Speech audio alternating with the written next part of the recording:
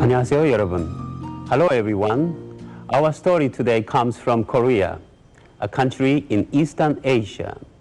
In today's story about the blind man's daughter, you will notice that the girl's name is Shim Chung.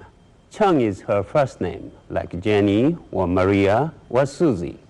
And Shim is her family name. As in many Asian cultures, the family name is set first. So, if your name is John Smith in Korea, you would be called Smith John. Listen now to the tale of the blind man's daughter.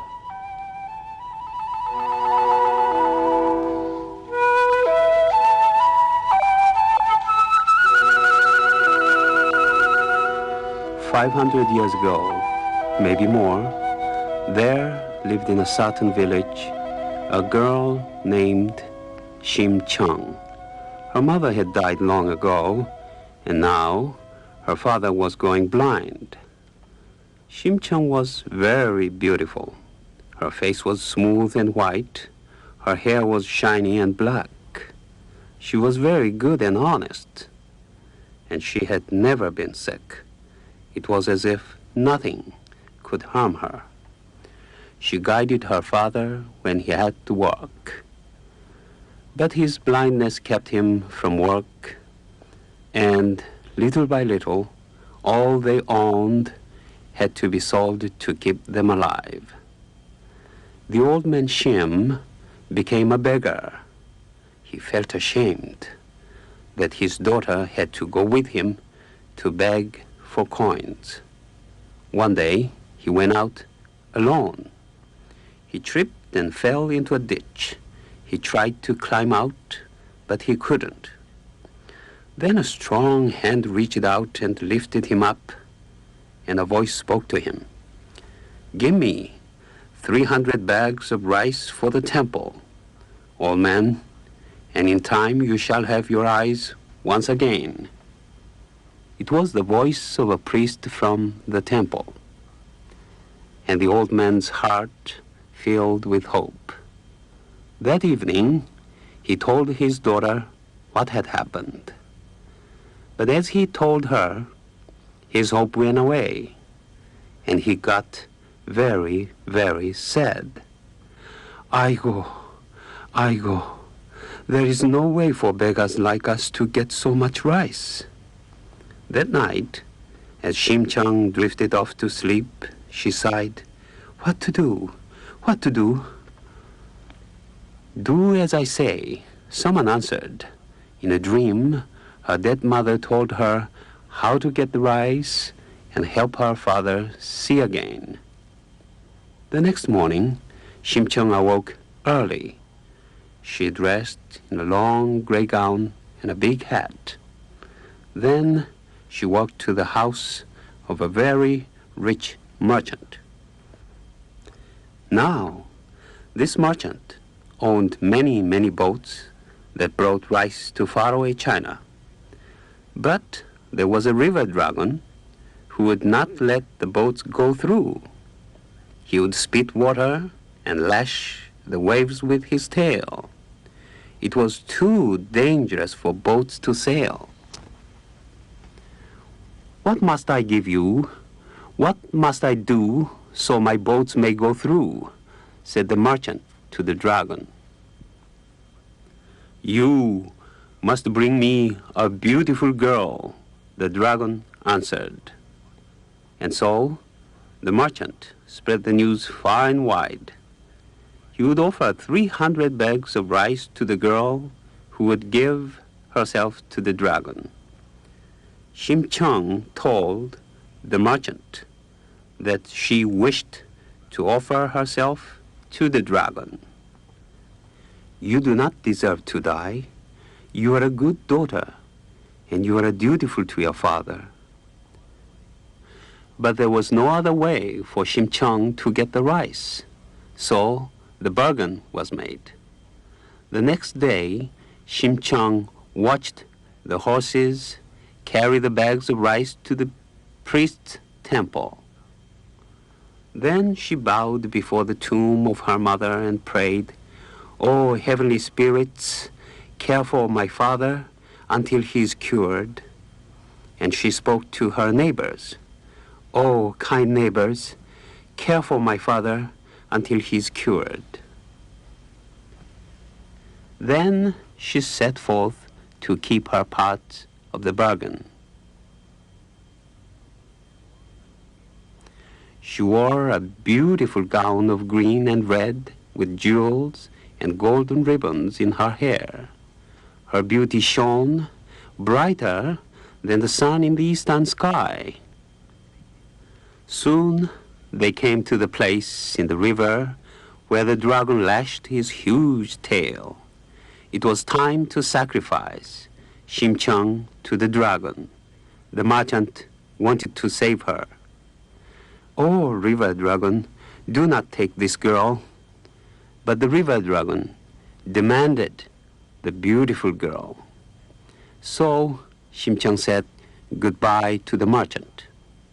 She closed her eyes and jumped off the side of the boat and disappeared into the water. Instantly, the river became calm and quiet like a garden pool. Shim Chung floated through the water. Pearls flashed before her eyes. Big rainbow-colored fish danced by, and sea plants tickled her nose as she brushed past them. At last, she arrived at the palace of the dragon. "Kind sir, I'm the daughter of the blind beggar, Shim. I'm not worthy to come before one so important as you." The river dragon spoke. "A message has come to us from Hananim, the emperor of heaven and earth. You shall be rewarded for your goodness to your blind father." Then sea maidens dressed Shim Chung in the finest clothes. They gave her the softest sleeping mats and the richest food. In this life of comfort and ease, Shim Chung grew more beautiful than ever. Then one day, the maidens took her to a giant lotus blossom that lay on the river bottom, and they put her right in it. It was so large that it covered her completely. "Goodbye, Shim Chung," said the river dragon. "Goodbye," Shim Chung answered back. And soon she felt herself rising like a bubble up through the water. When she reached the top, she was floating next to the boat of the rice merchant. But the rice merchant did not see her. All he saw was the blossom. Never in heaven or on earth was there such a lotus flower as this, said the merchant. "Let us take it to the king." The merchant presented the flower to the king. The king was delighted. No one else in all the world had such a blossom. Every day he admired it floating in the garden pool. All day long, Shim Chung hid inside the giant flower. Then one night, as she ventured out of the blossom, the king discovered her. She ran to hide, but the blossom had disappeared. The king looked at her. "Can this be a spirit? She is so beautiful." He called his wise men. On the day the lotus flower was brought to the king, a bright new star had appeared in the sky. That's a good sign. And so he made Shimchang his wife. Shimchang was happy in her life as a queen, but some days she would think of her poor father. Here I have all I want, but my poor father's eyes are closed to the world. One day, the king saw her weeping. "I go, my husband," Shimchang said to the king. "I have had a dream about a blind man. It makes me cry. I should like to do something for all the blind people in the kingdom." So, a message was sent to all the blind beggars of the kingdom to invite them to a feast in the king's courtyard. 1 day, 2 days, and 3 days passed. Beggars came from far and near to eat rice and kimchi. Queen Chang watched every day, hoping the next person would be her father. The end of the feast came, and still no father. Then one day, there was a noise in the courtyard. A latecomer was being pushed about by the servants. "Father, father, it is my dear father. Let him stay." She ordered her servants to dress him in new clothing and bring him to her chamber. "What wonder is this?" said the old man Shim, when he heard his daughter's voice. "Do apricots bloom in the snow? Do horses have horns? Do the dead men come to life? How can I be sure you are truly Chang?" And he rubbed his eyes. Suddenly, just as the temple priest had promised, the old man's sight returned. "Oh, my goodness, you are beautiful," he said. The king welcomed Shimchang's father into the palace, and Queen Chang was happy all day long. Her father could see again. This was the heavenly reward to the dutiful daughter of the blind beggar Shim.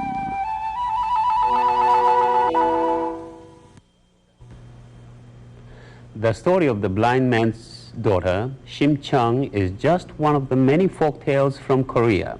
You can find others in your school or public libraries. Stories such as The Man Who Lived 1,000 Years and A Korean Cinderella, Kongji Patji. Read and enjoy the folk tales from Korea and from all over the world. Share a story with a friend so our tales will never end.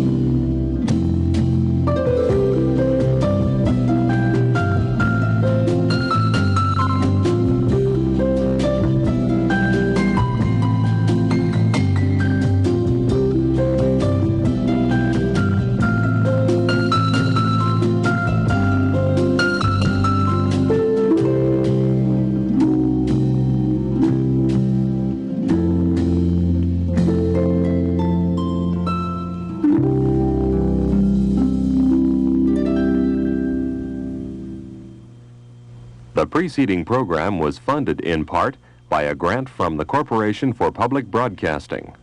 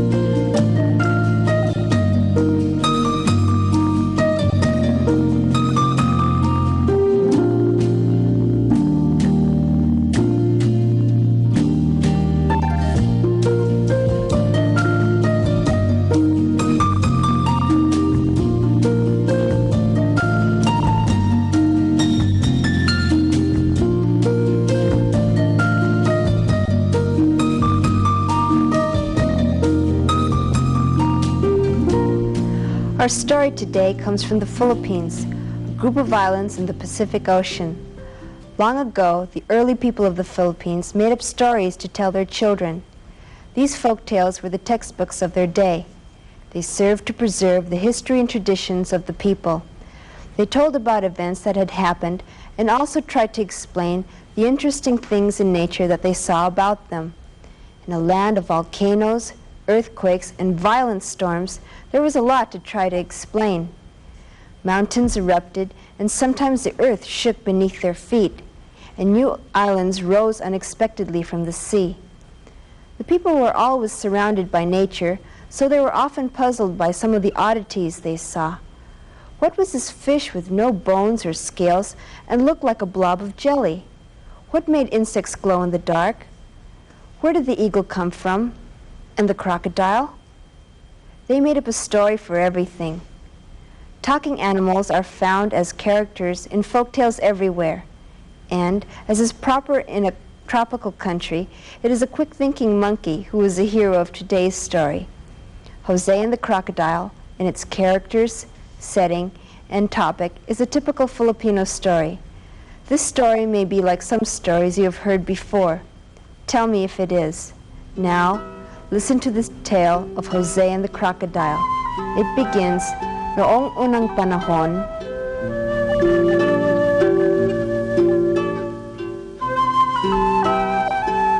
Jose lived with his family in a little village next to a river. Jose's father raised coconuts, bananas, and other fruits and vegetables. One day, his mother asked, "Jose, will you please gather some coconuts? I need them for cooking and feeding the hogs, and your father would like to sell some at the market." "Yes, Mother, right away," Jose answered. Jose hitched the water buffalo to a sled. He took his sharp bolo and strapped it to his waist. He climbed on the water buffalo and started looking for fallen coconuts. Jose was too small to climb the tall coconut trees, so he gathered ones that had fallen off the trees. There were not too many on the ground near the house that day, so he wandered farther and farther away. It was hard work, and Jose traveled far. The air was hot and humid. Jose and the water buffalo became very tired and thirsty. So they went to the river for a drink and a quick swim in the cool water.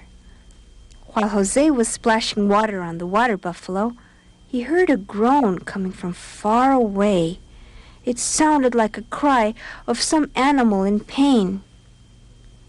Jose became worried. He jumped on the water buffalo and rode towards the sound. The groans became louder and louder as they rode.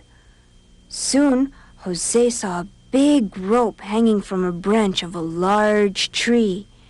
At the end of the rope was a net, and in the net, a big crocodile was fighting to get out.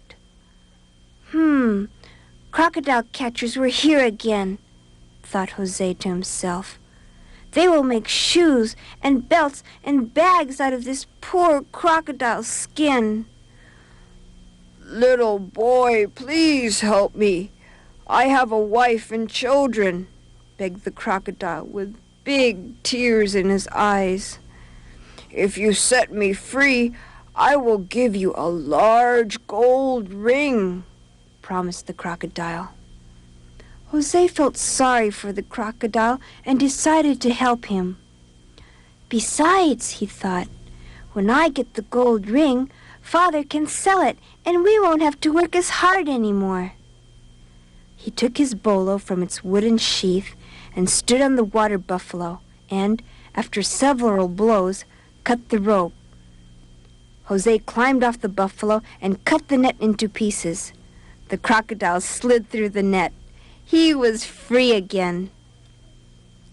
"Now that I have set you free, may I have the gold ring you promised me?" "The beautiful gold ring is in my house down the river. Hop on my back and we will go and get it. Then you will be rich." Jose did just as he was told. Quietly, the crocodile slid down the bank into the river. Jose held tightly to the crocodile's slippery back. Foolish child. Ha! He has no idea that I want to eat him. I'm very hungry, and he will make a tasty meal. As the water got deeper and deeper, Jose asked, "How much farther is your home? Are we close to it now?" The crocodile turned his snout towards Jose and said, "Oh, I just remembered. The ring is in my stomach. I'll have to swallow you so you can get it yourself." As Jose looked at the large teeth in the crocodile's huge mouth, he became frightened. "Oh no, Mr. Crocodile, please don't swallow me. I shall never get out of your stomach alive. Let me go, please let me go. I don't even want your ring anymore." Jose begged and begged. The crocodile decided to play a game with Jose. "All right, my boy. Inasmuch as you helped set me free, I will give you a chance to be free. You must ask the next 3 things that float down the river whether or not I should eat you. If they say no, then I will set you free. But if they say yes, I will eat you up." Jose had no choice. "That sounds fair enough." The first thing they saw floating down the river was an upside-down banca, which is a dugout canoe. "Banca, Banca, please help me." "What can I do for you, young man?" asked the banca. "Do you think it is fair for this crocodile to eat me up after I set him free from the trapper's net?" "Well, son, let me tell you. When I was a new banca, my owner was very proud of me. He sailed me up and down the river catching fish. I carried vegetables, rice, chickens, and even his family. But as I grew older, I acquired some leaks. So my owner decided to build another banca and sent me floating down the river. I'm slowly rotting away. People are not very grateful. Why should Mr. Crocodile be grateful? If I were he, I would eat you up." And with that, the banca floated past Jose and the crocodile. Next came a torn basket with moss growing on its sides. "Basket, Basket, please help me. Please tell the crocodile he shouldn't eat me after I set him free from the trapper's net." The basket creaked and said, "Huh! People wish others to be grateful, but they themselves never show gratitude. Why, when I was new, my owners took me to the market and filled me with vegetables and fruits. Yes, I was very useful. But the loads got so heavy that after a few months, I started falling apart. Then my master's wife threw me away. Here I am floating all day and all night, just rotting away. Crocodile, eat that boy up. Teach people a lesson on thankfulness."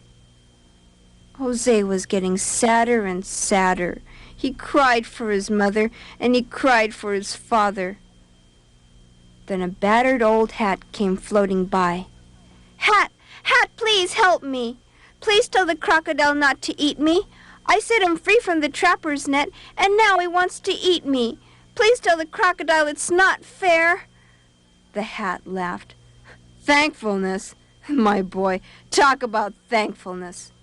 I remember when I was new, my master wore me proudly. I kept him cool when the sun was hot and dry when it rained. Then I grew old and shaggy, and he threw me into the river. So here I am, just floating in this river all day and all night, and I am rotting away. Crocodile, eat him up. You should not be thankful to people who do not know how to be thankful themselves." The crocodile was happy. At last he was going to have his meal. Jose cried and cried. He cried so loudly that a monkey sitting on a tree by the river heard his cries. The monkey chattered and ran up and down a branch. "Oh Mr. Crocodile! Mr. Crocodile! Give me a ride, please. I'd like to float down the river, too, said the monkey. Why, certainly, my dear friend. We will be happy to give you a ride, said the crocodile. What a great meal I shall have today. A tasty boy and a monkey. Mr. Crocodile, come closer to the riverbank so I can jump on your back. Come closer, closer. The crocodile came closer and closer. Then suddenly, the monkey threw a vine to Jose. Jose caught the vine and lifted himself off the crocodile's back and onto the tree. The crocodile snapped his jaws and lashed his long tail just inches from Jose's feet. But Jose was safe on the tree. Thank you. Oh, thank you. How can I ever repay you for saving my life? Easily, said the monkey. What I love most is bananas. Ask your father to plant enough banana trees to feed both your family and my family. That will be enough payment. All right, I will, said Jose. Jose climbed down the tree, and the monkey jumped on his shoulder.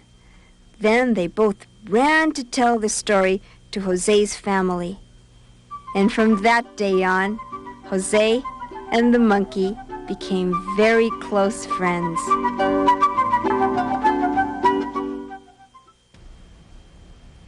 Jose and the Crocodile is just one of many stories from the Philippines. You can find others in your school or public libraries. Stories like Datu Omar and the Fairy, and Princess Maring, the Huntress, and the story of the absent-minded king. Read and enjoy the stories from the Philippines and from all over the world. Share a story with a friend so our tales will never end.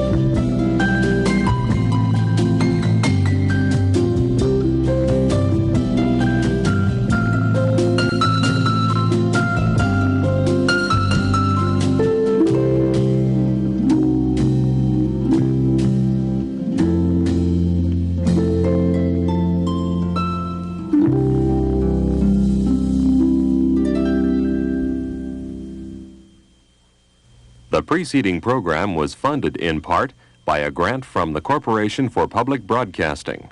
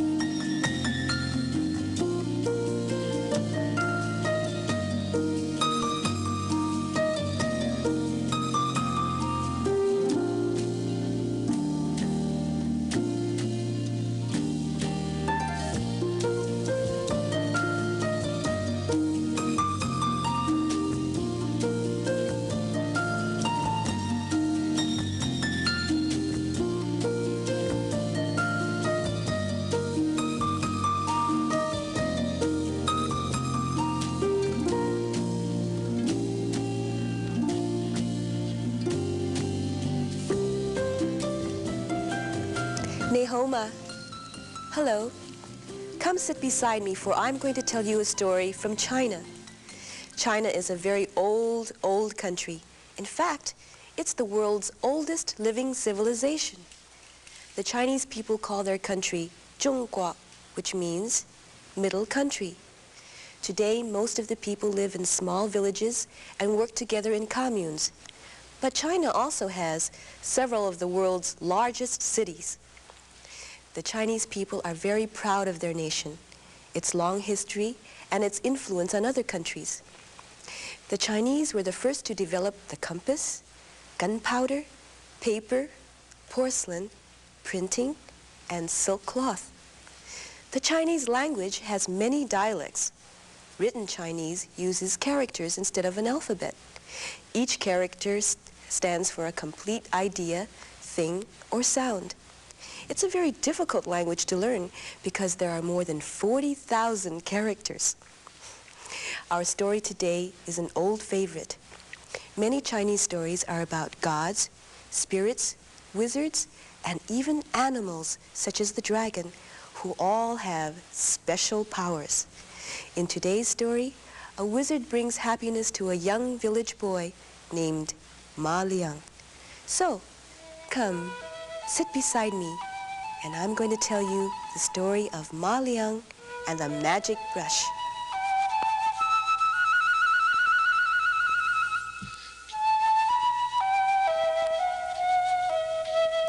A long time ago, in a small village in China, there lived a poor young peasant boy named Ma Liang. Ma Liang's parents died when he was a small child, so he could not go to school like the other children in the village. Instead, he worked all day, gathering firewood or pulling weeds for the people of the town. Every morning, Ma Liang stopped to watch the children in the schoolyard make pictures with brushes and paint. The schoolmaster showed them how to draw green trees and bluebirds and red roosters. Ma Liang was fascinated by the graceful strokes of their brushes and dreamed of all the beautiful pictures he would paint if he owned a brush. But his chores earned him only enough money for food and clothes, so of course he could not afford to buy brushes and paint. After the painting lesson was over, the children went back inside the schoolhouse, and Ma Liang went slowly back to his chores with a frown on his face and a dream in his heart. One day, as Ma Liang watched the children painting, he timidly approached the schoolmaster. "Excuse me, might I have an old brush so that I too can paint lovely pictures?" "So you think you would like to paint?" cried the schoolmaster. "You are just a poor peasant. Go back to your chores and do not come back into the schoolyard again." Ma Liang was sad, but not discouraged. "Why shouldn't I learn to paint even though I am poor?" he said to himself. "I will learn even if I do not have a brush. I will draw the things I see." At the end of the day, when he finished his chores, Ma Liang looked carefully at everything around him and drew pictures wherever he could. With a stick, he drew trees and birds on the soft ground, and with his fingers, he drew turtles on the sand. When he went back to his little hut, Ma Liang drew pictures on the walls with a piece of burnt firewood. Long into the night, he drew picture after picture. By morning, he had covered the walls with drawings of everything he could think of. Ma Liang practiced his drawing every day. Soon, the birds he drew looked just like the birds in the trees. The fish he drew looked just like the fish in the river. He became so skillful that the people of his village marveled at his pictures. They would gather around him when he drew his pictures in the dirt. But Ma Liang was still sad that he did not have his own brush. Every night before he went to bed, he closed his eyes and wished for one. One night, in a cloud of smoke and a flash of light, an old wizard appeared. The old man had watched Ma Liang every day as he drew his pictures and made the village people happy. "Ma Liang," he said in a creaky voice, "you have worked very hard, and now you have earned a brush. But use it wisely, for it has great powers." And then, with another cloud of smoke and a flash of light, the old man vanished. The next morning, Ma Liang awoke and thought about his strange dream. He looked down, and in his hands was a golden brush. He blinked to see if he was still dreaming, but the brush was really there. He jumped out of bed and went to the wall of his hut. There he drew a beautiful bird with his new brush. Then, right before his eyes, the bird became real. Ma Liang watched with wonder as the bird flapped its wings and flew off the wall. It flew out of Ma Liang's window to a tree outside, where it sang sweetly for the village people. "That's amazing," thought Ma Liang. Then Ma Liang took his brush and scurried outside to a nearby stream. And on a rock, he painted a toad. And just as he finished, the toad jumped off the rock and into the stream with a splash. The young boy stopped and looked again at his wonderful brush. It was magic. Everything he painted became real. Now, instead of gathering firewood and pulling weeds, Ma Liang went from hut to hut to the poor people of his village and asked them, "What is it that you want most of all? I will paint it for you." Some said they needed clothing for their children, so Ma Liang painted clothing. A poor farmer asked for a buffalo to pull his plow. Ma Liang painted him a strong, healthy buffalo. And he painted food for the women to cook. All of the people in the village were very grateful and very happy. It was not long before the emperor heard about this young artist who was spreading good fortune throughout the village. But the emperor was a mean and greedy man. All he wanted was more and more gold for his kingdom. He wanted Ma Liang's brush for the wealth it could bring him. "Bring me the boy, Ma Liang," he commanded, "so that I might have the magic brush." So the emperor's soldiers marched to the small village to find Ma Liang. They told him of the emperor's wishes, but Ma Liang did not want to go. So the soldiers arrested Ma Liang and carried him back to the emperor's castle. Ma Liang was brought before the emperor. "So, you're the boy who paints pictures for the village people. If this is so, paint me a golden dragon," demanded the emperor. Ma Liang pretended he did not understand. He went to the wall, and instead of painting a golden dragon, he painted a green frog that leaped off the wall and landed right in the emperor's bowl of rice. Then the emperor ordered Ma Liang to paint him a bar of gold. Instead, Ma Liang drew a large yellow serpent. It attacked the emperor and had to be killed by the soldiers. The emperor was furious and grabbed the magic brush. He ordered Ma Liang thrown into the dungeon. Then the emperor called for the court painter. He handed him Ma Liang's brush and said, "Paint me a great tree with leaves of gold coins that will fall like rain when I shake the branches. Do it at once." The court painter did as he was told. When he finished, there was a beautiful picture of a tree on the wall with many gold coins on its branches.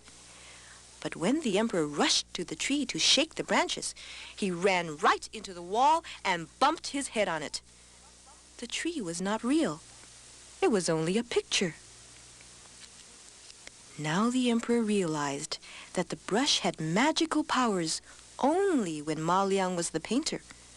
He ordered his soldiers to bring the boy from the dungeon. When Ma Liang appeared, the greedy emperor tried to make friends with him and spoke to him kindly. "Here is your magic brush. I know I cannot use it to paint the things I want, but if you will stay in my palace and paint pictures for me, I will make you very rich." Ma Liang pretended to agree. So the emperor handed Ma Liang the brush. "Now, paint me a mountain of pure gold," he said. Ma Liang painted the mountain, but he painted it behind a great and beautiful blue sea. "Beautiful, beautiful," cried the emperor. "Now paint me a ship so that I can sail to my mountain and bring back the gold." In a twinkling, Ma Liang painted a fine ship worthy of an emperor. The emperor and his soldiers quickly climbed aboard and set sail for the mountain. But since there was no wind, the ship moved very slowly.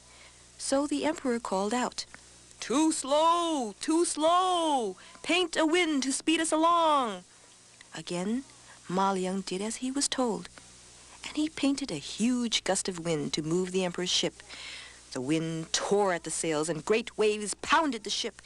"Too much!" cried the emperor angrily. "You will sink us!" But Ma Liang could not hear the emperor's cries. The storm he had painted was too loud.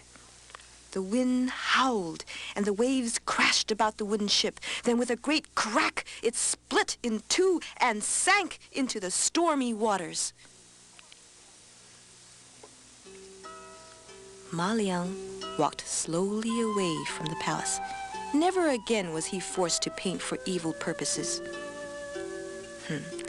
Instead, he traveled across the lands of China, from one small village to another, and painted for the poor with his magic brush.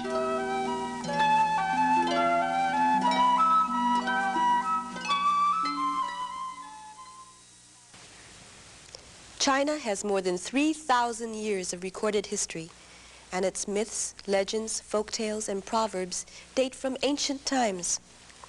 China is a very large country. There are different stories told in different parts of China, and the stories tell of the way of life of the people from different areas. There are hundreds of stories from China. Stories like The King of the Monkeys and The Story of the First Kite. You can find them in your school or public libraries. Read and enjoy the tales of China and stories from all over the world. Share a story with a friend, so our tales will never end.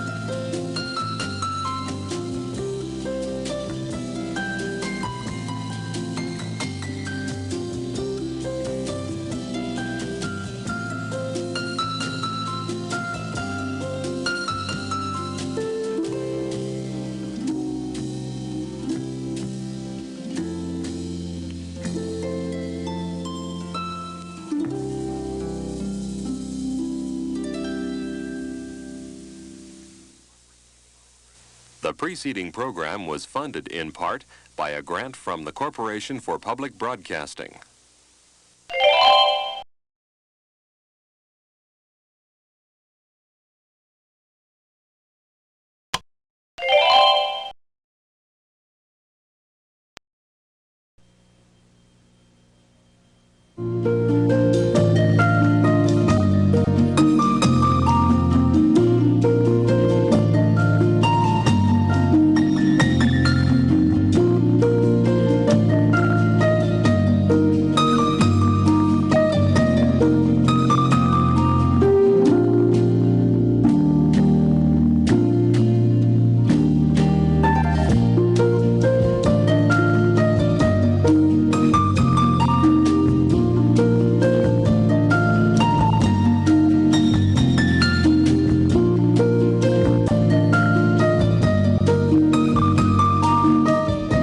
Urashima Taro is one of Japan's oldest and most treasured folk tales. The story has been passed from one generation to another and is still an old favorite. Today, the Japanese people try to combine the best of Western and Japanese ways of life. They eat both Japanese and Western foods, read both Japanese and Western books, and wear both Japanese and Western clothes. The people love beauty, and many take vacation trips to admire the beautiful trees and flowers of their country. They often travel in large groups, and sometimes a whole school class takes an overnight trip.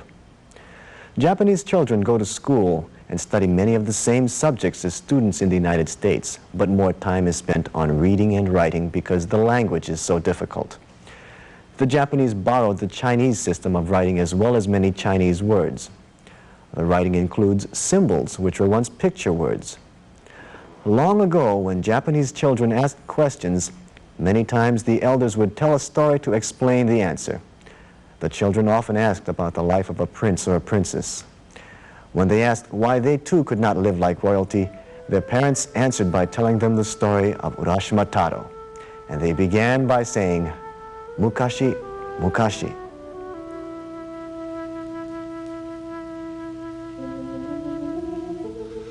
Long, long ago, there lived a young fisherman named Urashima Taro. He lived with his old parents in a small village on the coast of Japan. Taro's father had been a fisherman before him and had taught him the skill and knowledge of fishing. But now, since his father was too old and too tired, Taro became the fisherman of the family. Everyone in the village knew Taro was a great fisherman, but he was also known for his kind heart. He would chat with the young, the old, and the lonely, bringing a little joy into their lives. One cool evening, Taro came home after a long, discouraging day. He had only caught 3 small fish. The fishing has been poor, he thought. Taro pulled his small boat onto the beach and started home. On his way, he heard some children laughing excitedly. He saw them tormenting a small sea turtle. "If you keep poking at that sea turtle, it'll die," called Taro. The children paid no attention and continued teasing the creature. Then Taro thought of a better way to deal with the mischievous children. "What if I trade you my fish for the turtle?" asked Taro. The children looked at each other, then looked at the sea turtle, and they cheered. "It's a deal." So, Taro handed the children his day's catch in exchange for the turtle's safety. The children ran off into the distance, laughing and chattering about their great bargain. Taro knelt down and gently picked up the small, shivering turtle. "I will return you to your home in the sea," said Taro. "I am sure you will be much happier there." Taro walked to the edge of the water and carefully coaxed the turtle into the gentle waves. He waited until the turtle disappeared far in the distance. And then he headed home with an empty basket. The next morning, as always, Taro rowed out to the open ocean. As he sat and waited for a fish to come, the soft waves splashed against the sides of his boat. It was very quiet and peaceful. Suddenly, he heard his name ring out in the ocean breeze. He looked around, but there were no other boats in sight. "I must have heard the cry of a seagull," thought Taro, and he went back to his fishing. Again, he heard his name, this time clear as a bell. He looked around again. He saw a sea turtle swimming alongside his boat. "A sea turtle calling my name?" chuckled Taro. "Yes, Taro," answered the sea turtle, surprising the lad even more. "Thank you for saving my life yesterday." "Oh, it's you," said Taro. "You are very welcome." Then the turtle asked Taro if he had ever seen the Dragon Palace. Taro shook his head and said, "Oh, I have heard many enchanting stories of this magnificent palace at the bottom of the sea, but I, myself, have never had the pleasure of visiting this wonderful place." "Then I would like to take you there," said the turtle. Taro returned to his fishing and said, "I'd love to go, but I haven't finished my work. Besides, I don't have the strength to swim that distance." "Oh, you may ride upon my back," said the turtle. And at that moment, the turtle grew to more than twice its size. "Now won't you come with me?" asked the turtle. Taro could not resist the invitation, So he climbed onto the giant sea turtle's back, and he held onto the animal's shell. Then they dove into the deep blue sea. Strangely enough, Toto didn't grow tired as he traveled through the depths of the ocean. They swam through fields of golden seaweed until they reached a clearing. In the distance, a magnificent gate appeared. When the two travelers arrived, they could see a courtyard of colorful fish. The fish gave Toto a warm welcome and led them to a large hallway that was lined with golden columns so tall they seemed to touch the sky. The floors were tiled with rainbow shells more brilliant than the scales of a fish, and the walls were covered with coral, pearls, and precious stones. Never before had this fisherman seen such beauty and elegance. A lovely princess appeared. "Welcome to my father's palace, Urashima Taro. The sea turtle has told me of your kindness, and I'm so glad you have decided to come." Her voice echoed through the chambers like a melody. She led him to a large table covered with elegant trays of delicious foods. Such a marvelous feast for a mere fisherman, thought Taro. Court musicians filled the room with beautiful music. Taro spent many enchanted hours at the Dragon Palace. Each day brought new pleasures to behold, and every wish Taro ever had came true. He was so happy there, he forgot everything. 3 days slipped by before he even gave a thought to the home he left behind, his parents, or his life as a fisherman. One day, the princess led Taro to a large viewing room. On each wall was a window, and each looked out on the beautiful garden that surrounded the palace. "This is a timeless garden where the 4 seasons can be seen at once," said the princess. Taro looked through the east window and saw spring. Cherry trees were in full bloom, and a fresh aroma filled the air. Through the south window, Taro saw the warmth of summer. A carpet of grass with lush green trees bearing fruit that was so ripe he could almost taste its sweetness. Looking through the west window, Taro could see the trees of autumn. The warm-colored leaves tossed and floated against the sunset sky. Then a cold wind blew into the room, and Taro turned toward the north window. His heart fell, for the cold winter scene reminded him of his own village. A chill ran down his back, for now he realized how much he missed his life as a fisherman. He slowly turned to the princess and explained that his parents must be worried, and it was time to go home.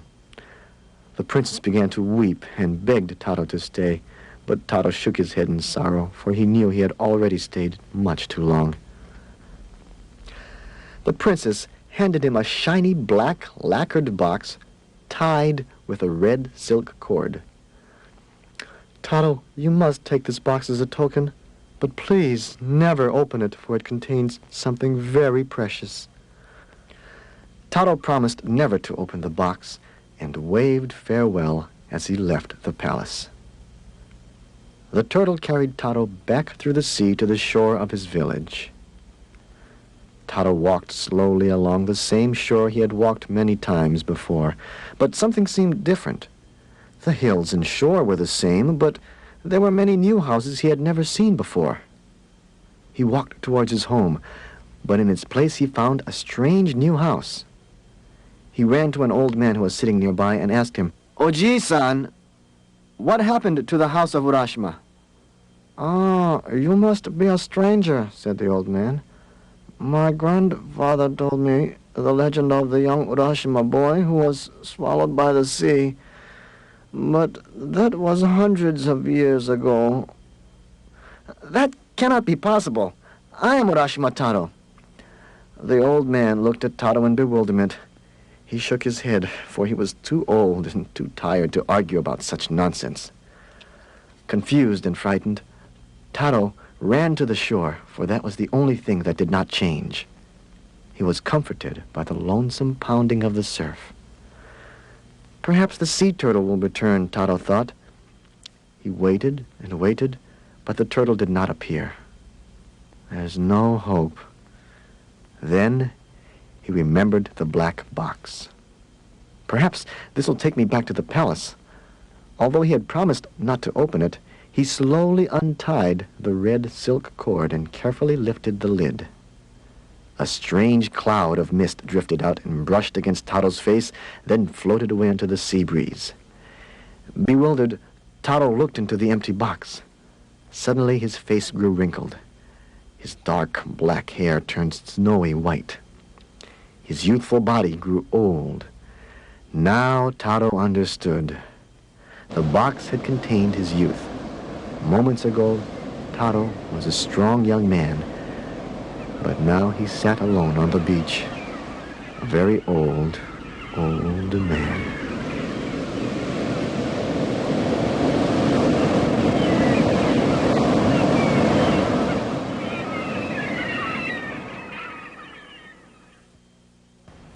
The tale of Urashima Taro is a story with many different meanings. Some say the moral of the story is never break promises. Others say the moral is that fortune and money do not always bring happiness, and that true happiness comes from the family, the home, and the heart. Still other people say there is no moral at all to this story. It's just a story which will make you feel happy and make you feel sad. Urashima Taro is one of many folk tales from Japan.